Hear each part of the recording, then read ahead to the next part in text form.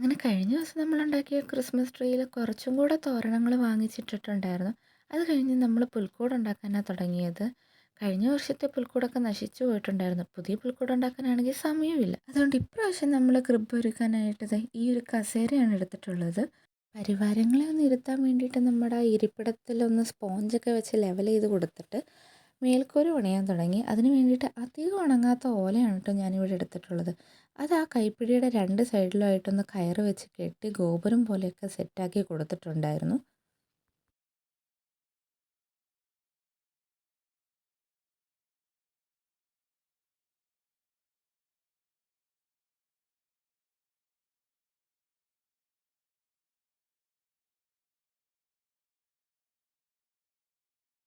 ചെറിയൊരു മൽപ്പിടുത്തത്തിന് ശേഷം കേട്ടോ അതാ ഈ ഒരു കാണുന്ന പോസിൽ ഈ ഓല നിൽക്കുന്നത്.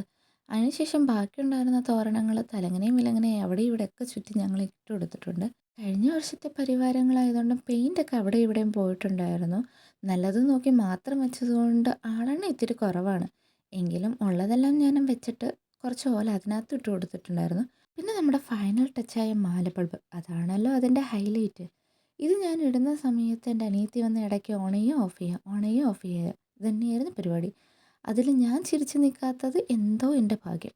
അങ്ങനെ നമ്മുടെ ലൈറ്റും പരിവാരങ്ങളും തോരണം സ്റ്റാറും ഒക്കെ അലങ്കരിച്ചതിന് ശേഷം എന്താ ഇതാണ് ഫൈനൽ റിസൾട്ട്. ബാക്ക്ഗ്രൗണ്ടൊന്നും നിങ്ങൾ നോക്കരുത്. അപ്പം എങ്ങനെയുണ്ട്? ഇഷ്ടപ്പെട്ടോ? ഇഷ്ടപ്പെട്ട ലൈക്ക് ചെയ്യാനും കമൻറ്റ് ചെയ്യാനും മറക്കല്ലേ. എല്ലാവർക്കും നല്ലൊരു happy Christmas and happy new year.